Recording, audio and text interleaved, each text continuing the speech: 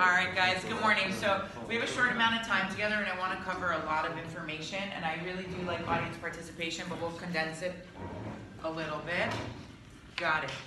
So I want to talk about the 5 foundations for health. These are your 5 foundational components upon which everything else is built on. So if you finish this sentence, I know you know the answers. I'm going to be healthier. I'm going to what? There's 5 things. Exercise. Work out, exercise, eat better, sleep, lose weight, have sex, have friends. Get my spine straight. Ooh, I like that one. See, you're chiropractor. We're going to talk about all of these, okay? So I'm going to, again, these are all topics that we could spend an hour speaking on in each of them, but we want to touch on these points because I want everybody to leave here with the 10-degree pivot shift that's going to move you in a healthier direction, right? We're always moving either towards our best, most healthiest self, or we're moving away from it. And every choice that we make is going to determine where in the pendulum that's swinging. So we've got proper nutrition, which is our foods. If it lived, walked, or grew, it's probably safe to put in your body. If it sat on a shelf for most of its life, it's not going to be your best choice, even if the donut's vegan, organic, and gluten-free, okay? Then you guys told me work out. We're going to call that motion because you don't need to go to the fancy gym in order to move your body. In fact, you could do it right when you stand up and all day long. So proper nutrition, adequate motion. You guys told me sleep. I'm going to call that category quality rest because there is a difference between laying in bed for 8 hours and actually reaping the benefits of what you're trying to achieve, which is allowing your body the opportunity to heal and repair. So when it comes to sleep, you want the room to be cool, dark, and quiet. So if you're sleeping with the TV on, set that sleep timer so that it shuts off and your body's able to go into REM, which is rapid eye movement sleep. And that's where the brainwaves allow for healing to happen. Proper nutrition, adequate motion, quality rest. We talked about having friends, having sex. We'll call that positive mental attitude. Okay? Have sex with your friends, right? Yeah, you got to keep boundaries, right?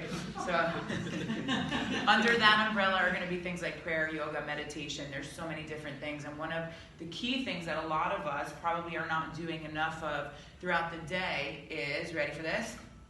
Breathing.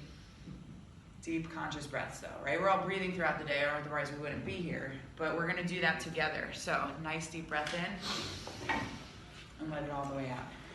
Okay, so when someone's stressing you out, that's something that can actually center you. Now there are different ways to breathe, whether it's breathing into your belly or breathing into your chest, and they'll access different points in your nervous system. Your nervous system is your control center for everything in the body. It's your brain and your spinal cord.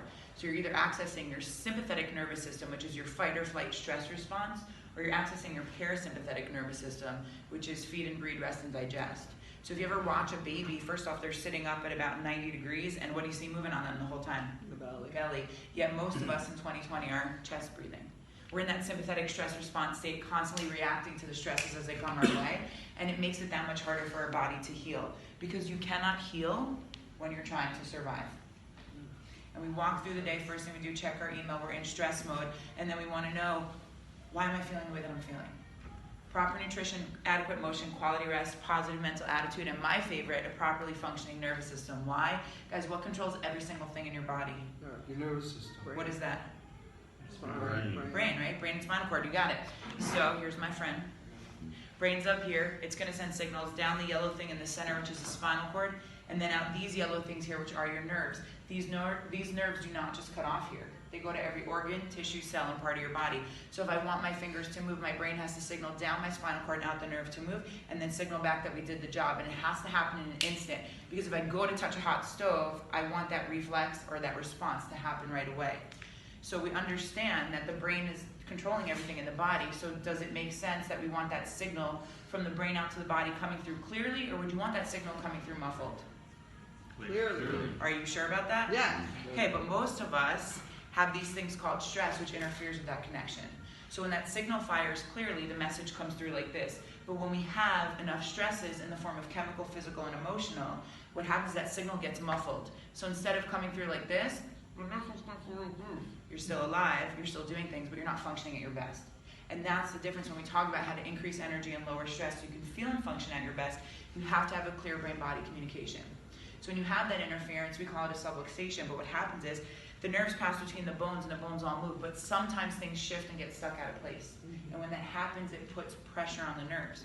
And that interferes with that signal, causing dis-ease in the body, not disease, but dis-ease, tension. And it affects how you function. Long-term dis-ease becomes diagnosable disease and disorders down the road. So if we talk about stress, right, we said there's three kinds. We've got chemical, physical, and emotional. So when it comes to physical stresses, you've got your macro traumas. Those are your large-scale, big impacts, like your car accidents, falls, and injuries. But we also have these things called micro traumas. Those are small, repetitive stresses that can have just big of an impact, if not more. So will you pass me your wallet? Nope. Will you pass me your wallet? Wallet? Yeah. There we go. You guys saw where you went? Back pocket, right? Back left pocket. Do you ever put this in your back right pocket? Left. It's always on the left, right? You start carrying a wallet about what? 14, 15 years old, right? You even just went like this. So what happens is when you're sitting, every time you sit on your wallet, you're doing this to your spine, right? And women, we do it with, we pass me my purse. I'll use mine as an example. Thank you. You were going to put money on it. No.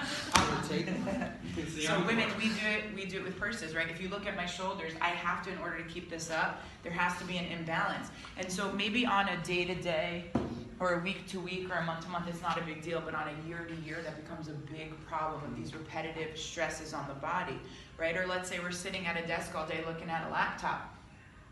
Or, in 2020, we're doing this all day long, staring at a phone. And so we're starting to see a lot of these physical stresses